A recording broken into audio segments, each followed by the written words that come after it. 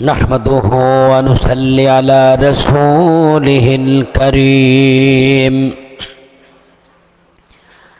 أعوذ بالله من الشيطان الرجيم. بسم الله الرحمن الرحيم. وإنك لعلى خلق عظيم. وآية الأخرى إن الله وملائكته يصلون على النبي يا أيها الذين آمنوا صلوا عليه وسلموا تسليما. اللهم صل জবান খুলে মাওলানা মুহাম্মদ ওয়ালা সাইয়্যিদানা।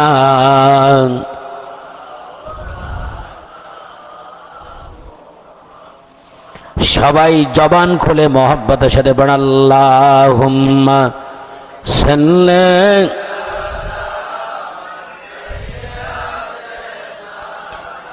মাওলানা মুহাম্মদ ওয়ালা আলি সাইয়্যিদানা। মাওলানা মজনু হয়ে খুঁজলাম যখন আল্লাহ রাসূল শেষ নবী। সবাই একটু আমার সাথে পড়েন মজনু হয়ে খুঁজলাম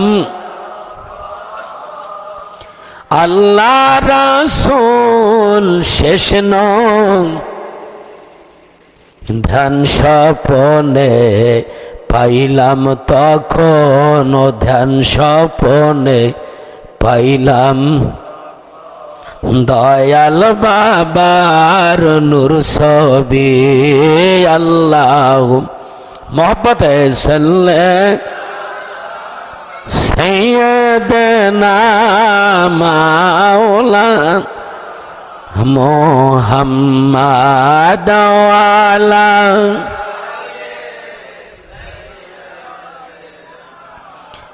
মাওলানা। সবাই আমায় মন্দ বলুক, বাবা কোনো দুঃখ আমার নাই। সবাই বলেন সবাই আমায় মন্দ বাবা কোনো দুঃখ আমার নাই। সারা জীবন আপনার কদমে, ও সারা জীবন আপনার মজনু হয়ে বাঁচতে চাই। আল্লাহ মোহব্বতে সাল্লে মাওলানা মুহাম্মদ ওয়ালা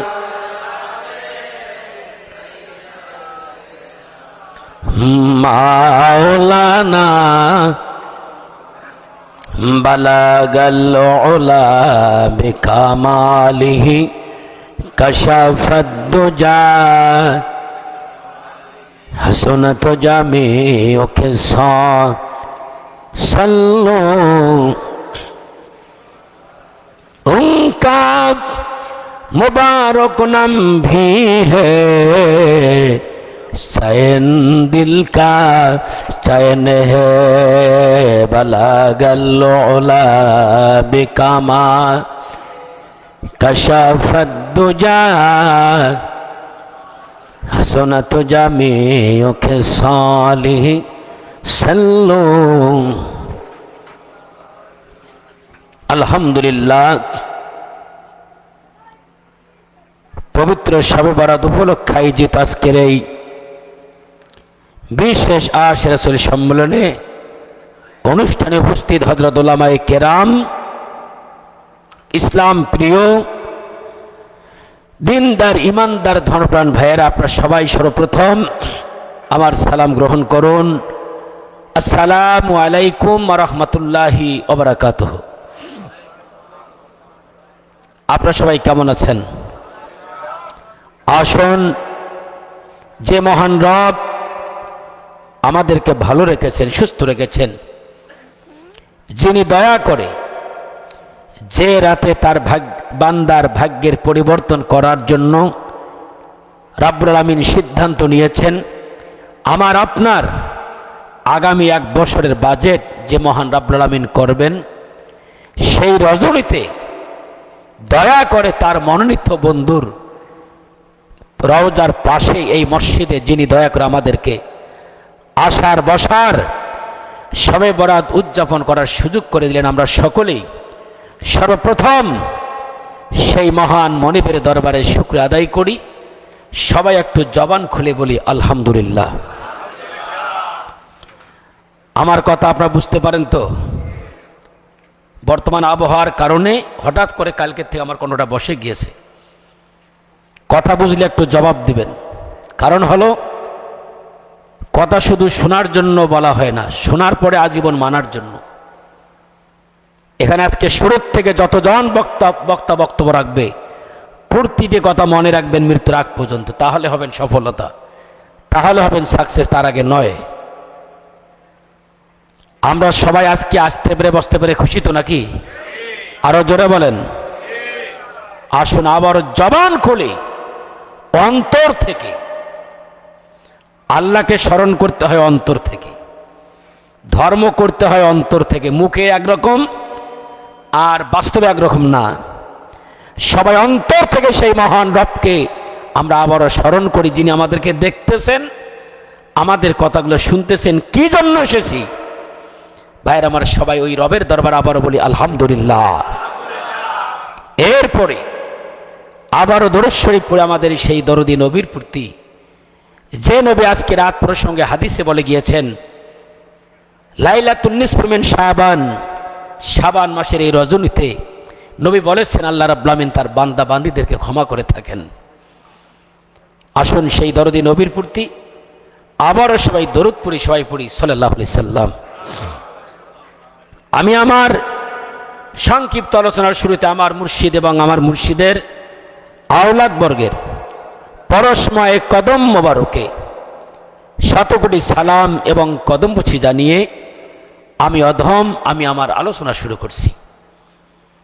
কোরআনুল কারিমের ছোট্ট একখানা আয়াত আমি তেলাওয়াত করেছি। আমার পূর্বে যে কয়েকজন আলেম আলোচনা করেছেন, তারা এই শবে বরাতের উপলক্ষে আয়াতকে কেন্দ্র করে তারা কথা বলেছেন। আমি এই জন্য একটু ভিন্ন আয়াত তেলাওয়াত করেছি। এই রাতে আল্লাহ বলেন, ইন্না আনজালনাহু ফি লাইলাতিন মুবারাকাতিন। এই রাতে আল্লাহ অবতীর্ণ করেছেন, বলেন যে আমি অবতীর্ণ করেছি এই শবে বরাতের রজনীতে। কি অবতীর্ণ করেছেন? কোরআন। বলেন কি? জোরে বলেন, আরো জোরে বলেন, কোরআন। এখন এইটা নিয়ে কিন্তু বহু মন্তব্য সমাজে আছে না? আমি কয়েকটা তাফসির পড়েছি, একজন তাফসির করছে এক এক রকম। আসলে যে যেমন বোঝে সে তো সেরকমই বলবে। কি বলেন, ঠিক না বেঠিক? হ্যাঁ, একজন তাফসির কারক এক একভাবে বলছে। কেউ বলছে এই রাতেই কোরআনুল কারিম নাজিল হওয়ার সিদ্ধান্ত হয়েছে, আবার বলছে না শবে কদরে। আমি সেদিকে যাচ্ছি না ভাইয়ের আমার। তা এই রাতে আল্লাহ রাব্বুল আমিন সিদ্ধান্ত নিয়েছিলেন। আর নাজিল করা শুরু করেছেন সবে কদর রজনীতে। জোরে বলে সুবহানাল্লাহ। এটা অধিকাংশ তাফসীর কারকগণ বলেছেন, আমি সেদিকে যাব না, সাবজেক্ট নিয়েছি অন্যটা। ভাইরা আমার, আল্লাহ একদিক দিয়ে নাজিল করেছে কোরআন, আর একদিক দিয়ে মানুষ যাতে আদর্শবান হয়, চরিত্রবান হয়, এজন্য আল্লাহ বলেন ওয়া ইন্নাকা লাআলা খুলুকিন আযীম। হাবিব, আমি আল্লাহ আপনাকে এই জগতের বুকে মহান চরিত্রের অধিকারী করে এই জগতের বুকে আমি আপনাকে প্রেরণ করেছি। একটা আওয়াজ দিয়ে বলেন সুবহানাল্লাহ। ভাইরা আমার, মানুষ কিন্তু শুনিয়া হেদায়েত হয় না, মানুষ কিন্তু শুনিয়া কোনো কিছু শেখে না, মানুষ শেখে যা দেখে। একটু জোরে বলেন সুবহানাল্লাহ। দেওয়ানবাগী প্রসঙ্গে সমাজে মানুষ খারাপ বলছে, কি বলছে? জোরে বলেন। খারাপ ভাবে প্রকাশ, তাকে সমাজের মধ্যে পরিচিত করা হয়েছে। আমরা যারা ফাসেকদের কথা শুনি নাই, আমরা যারা মৃত্যুকদের কথা শুনি নাই, আমরা যারা বাস্তবে এই মহামানবের কাছে এসেছি, তার বাণী শুনেছি, আমল করেছি, সাধনা করেছি, আমরা আমাদের জীবনে একজন ব্যক্তিকে পেয়েছি যিনি সবার চাইতে ভালো, যিনি সবার প্রিয়, তিনি হলেন দেওয়ানবাগী। কি বলেন, ঠিক না বেঠে? তাহলে শোনা হলো এক, আর বাস্তবতা হলো আর বাস্তবতা হলো আর।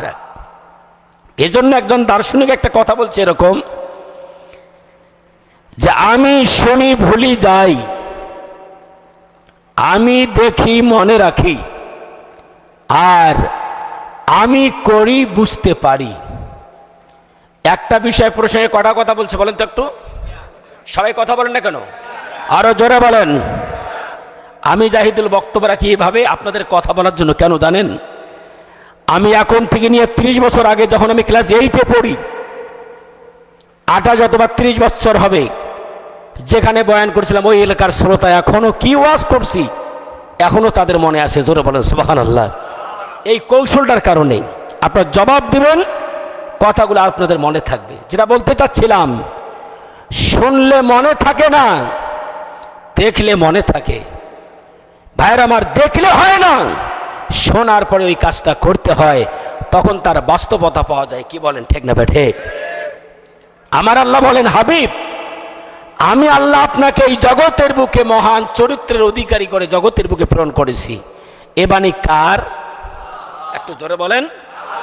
সমাজের মানুষ ভাইরা আমার, ওই রাসূল প্রসঙ্গে নানা রকম মিথ্যা কথা বলিয়া মানুষ যাতে ওই রাসূলের কাছে না আসে, যাতে মানুষ মোমেন না হয়, সৎ না হয়, এজন্য বাধা দিয়েছিল। কি বলেন, ঠিক না ঠিক? আর একটু জোরে বলেন, ঠিক না ঠিক? ভাইরা আমার, দুইজনে দুর্বল হলে কিন্তু রেজাল্ট 0 আসবে। আমি যদি আজকে দুর্বল, একটা আপনাদের স্ট্রং হওয়ার দরকার আছে কি নেই? একটু জোরে বলেন। খেয়াল করে শুনবেন, আমার বয়ানের ভিতরে একটা উদ্দেশ্য থাকে, গর্ত থাকে। যাই বলি না কেন, যেটা বুঝাইতে চাচ্ছি সেটার প্রতি খেয়াল রাখবেন। আমার রাসূলকে আল্লাহ বলেন মহান চরিত্রের অধিকারী। সমাজের একদল রাসূল প্রসঙ্গে মিথ্যা কথা বলা শুরু করলো। শুধু মিথ্যা কথা নয়, রাসূলের ধর্মে বাধা দেওয়া শুরু করলেন। কি দেওয়া শুরু করলেন? জোরে বলেন। বাধা নয়, বিভিন্নভাবে তাকে মারার ষড়যন্ত্র। আমার আল্লাহ বলেন, হাবিব, যারা আপনাকে খারাপ বলে এরা নিজেরাই খারাপ। কারা খারাপ? আবার বলেন, কে বলতেছে? আরো জোরে বলেন। আমার আল্লাহ বলেন, তারা মিথ্যাবাদী, তারা মানুষকে ভালো কাজ করতে দেয় না, তারা চগলখোর। আমার আল্লাহ বলেন, শুধু তাই নয়, উতুল্লুম বাদা জালিকা জানিম, এদের ভিতরে কিছু আছে জারস সন্তান। বলেন, কি সন্তান? আবার বলেন, আরো জোরে বলেন। কার বাপকে কে জানে? একটু জোরে বলেন না কেন? আমার আল্লাহ বলেন, যারা জারস সন্তান, যারা মিথ্যুক, যারা মানুষকে ভালো কাজ করতে দেয় না, তাদের কথা শুনে আপনি ভয় পাবেন না। আপনি আপনার কাজ চালিয়ে যান। একটু জোরে বলেন সুবহানাল্লাহ। ওই রাসূলের সাথে যোগাযোগ ছিল কার? আরো জোরে বলেন কার? আমার রাসূল বলেছেন এই রজনীতে, এই শাবান মাসের 15 তারিখে আল্লাহ রাব্বুল আমিন তার বান্দার গুনাহ মাফ করে থাকেন, তার ভাগ্যের পরিবর্তন করার সিদ্ধান্ত দিয়ে দেন। জোরে জোরে বলেন সুবহানাল্লাহ। আমরা সমাজের আলেমের কথা শুনবো না রাসূলের কথা শুনবো? আরো জোরে বলেন, আরো জোরে বলেন। ধর্ম দেখিয়া করতে হয়, বাস্তবে করতে হয়। আমাদের মহান মুর্শিদকে দেখেছি, তিনি আমরা প্রমাণ পেয়েছি তিনি আল্লাহর ওলি। হাজার হাজার প্রমাণ আছে, আছে কি নেই? আরো জোরে বলেন। হাজার হাজার প্রমাণ রয়েছে। আমরা দেখেছি এই মহামানব শবে বরাত পালন করছেন। কি বলেন, ঠিক না ঠিক? হ্যাঁ, আমার মুর্শিদ শবে বরাত পালন করছেন। ভাইয়ের আমার, এই বাংলার জমিনে যত মহামানবগণ ধর্ম প্রচার করেছেন সবাই করছেন, কি করেন নাই? আমরা সারা পৃথিবীতে দেখেছি, সারা বাংলাদেশে দেখি। আগে এই রকম শবে বরাত নিয়ে কোনো ফিতনা ছিল? একটু জোরে বলেন না কেন? কোনো ফিতনা ছিল? এখন এই ফিতনা শোনা যাবে না। আজকের এই রজনীতে অবশ্যই আল্লাহ রাব্বুল আমিন আমার আপনার জন্য বাজেট হবেন। একটা কাজ ভাইজান শুরুতে করা হয় না, যে কোনো কাজ করার আগে একটা পরামর্শ নিয়ে একটা সিদ্ধান্ত করা হয়। কি বলেন, ঠিক না ঠিক? যেমন ইলেকশন হবে কয় তারিখে, আগে কি সিদ্ধান্ত নেয় নেই?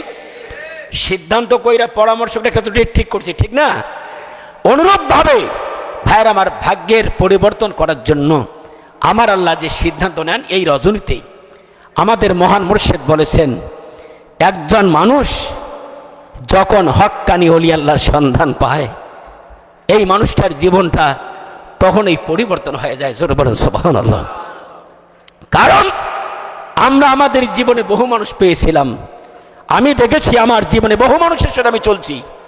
আমি ভার্সিটিতে পড়ছি, আলিয়াতে পড়ছি, কাউমিতে পড়ছি, পড়ার সুযোগ পাই নাই, শুধু গিয়েছি।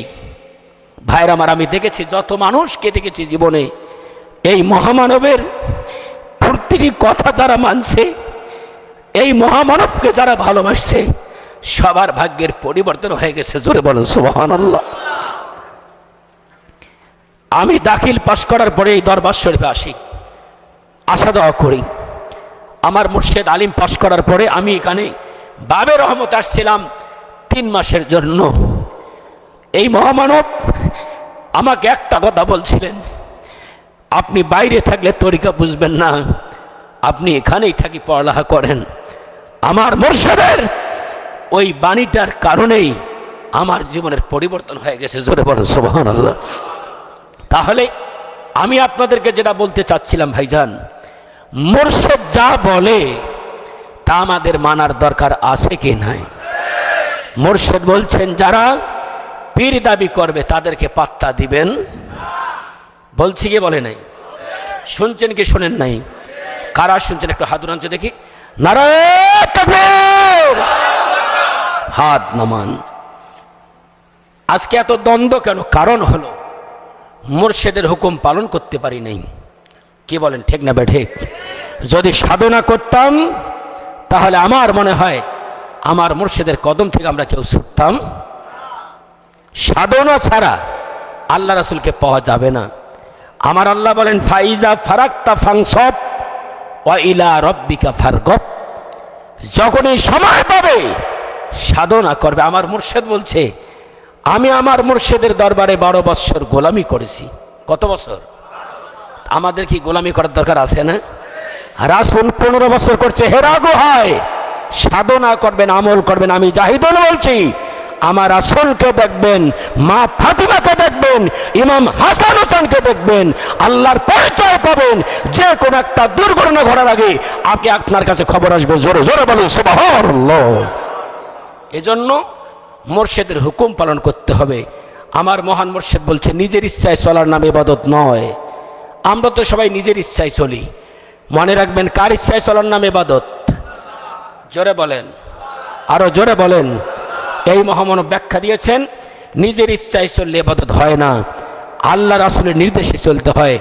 তা আমাদের মুর্শিদ জাহিরিতে আমাদেরকে যেহেতু বলেছেন কার ইচ্ছায় চলবো? আরো জোরে বলেন।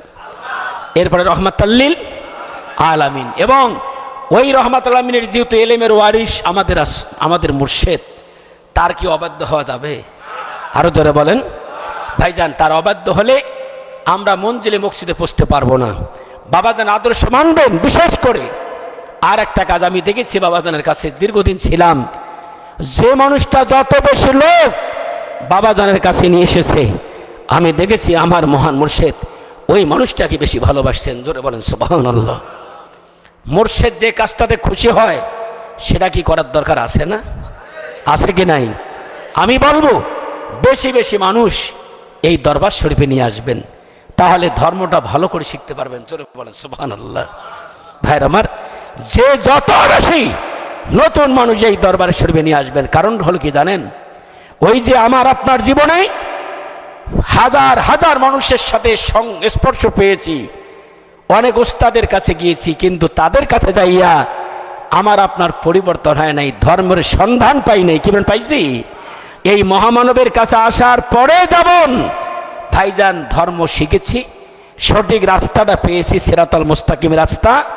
আমার আপনার মাধ্যমে যদি কোনো মানুষ এই মহামানবের সন্ধান পায়, এর চাইতে পৃথিবীতে আর বড় কোনো আমল হইতে পারে? রাস্তা কি সবাই জানে? আল্লাহ রাসূলকে পাওয়া রাস্তা? আরো যেমন সবাই জানে না, যে জানে তাকে আমার আল্লাহ নির্দেশ দিয়েছে। আমরা যেহেতু জানি, এই মহামানবের কাছে আসলেই মানুষ রাসূলকে পায়, আল্লাহকে পায়। এজন্য মানুষের পরিবর্তনের দরকার আছে কি নেই? জোরে বলেন। বাবাজান বলছেন, যখন যে মহামানবের কাছে যে মানুষটা আসে, ওই মানুষটার জন্য তখনই হলো একটা ভাগ্য পরিবর্তনের সময়। জোরে বলেন সুবহানাল্লাহ। আমরা মানুষের ভাগ্যের পরিবর্তন করতে চাই কি চাই না? আরো ধরবেন, চাই কি চাই না? এজন্য আপনাদের আত্মীয় স্বজন, আপনাদের বন্ধু বান্ধব সবাইকে নিয়ে আসবেন। এই মহামানবের সন্ধান পাইলেই ভাইরা আমার সেই মানুষটা তার ভাগ্যের পরিবর্তন হবে, সে আল্লাহ রাসূলকে পাবে। আসুন মহান রব যাতে এই মুর্শিদকে ভালোবাসিয়া তার প্রতিটি হুকুম পালন করিয়া আমরা আমাদের ভাগ্যের পরিবর্তন করতে পারি। আল্লাহ আমাদের সবাইকে সেই তৌফিক দান করুক। সবাই বলেন আমিন। একটা অনুরোধ করব, বেশি বেশি আসবেন। যে ছেলে নিয়মিত ক্লাস করে, ওই ছেলে পড়ালেখা নাও করলে পাশ করতে পারে। যত বেশি দরবার শরীফে আসবেন, তত বেশি ইমানটা আপনার মজবুত হবে। আর একটু জোরে বলেন সুবহানাল্লাহ। আল্লাহ আমাদের সবাইকে এই মহামানবের কদমে থাকিয়া যাতে মৃত্যুবরণ করতে পারি, যাতে ইমান হারা না হই। এই রজনীতে আমার রবের কাছে সেই আবদার থাকবে। কি বলেন, ঠিক না ঠিক? আমার জন্য সবাই দোয়া করবেন, সবাই সবার জন্য দোয়া করব। আমার মুর্শিদের অনেক আশিক আছে, আমি আমার জীবনে দেখেছি, যাদের কথা আমার আল্লাহ শোনে। সবাই সবার জন্য দোয়া করব, যাতে মুর্শিদের কদমে থাকিয়া সবার যাতে ভাগ্যের পরিবর্তন হয়, সবাই যাতে ভালো খাইতে পারি, সবাই যাতে ভালো পড়তে পারি, সবাই যাতে সম্মানের সাথে বাঁচতে পারি। আল্লাহর কাছে আজকে এই আবদার থাকবে। কি বলেন, ঠিক না ঠিক? আসসালামু আলাইকুম ওয়া রাহমাতুল্লাহি ওয়া বারাকাতুহু।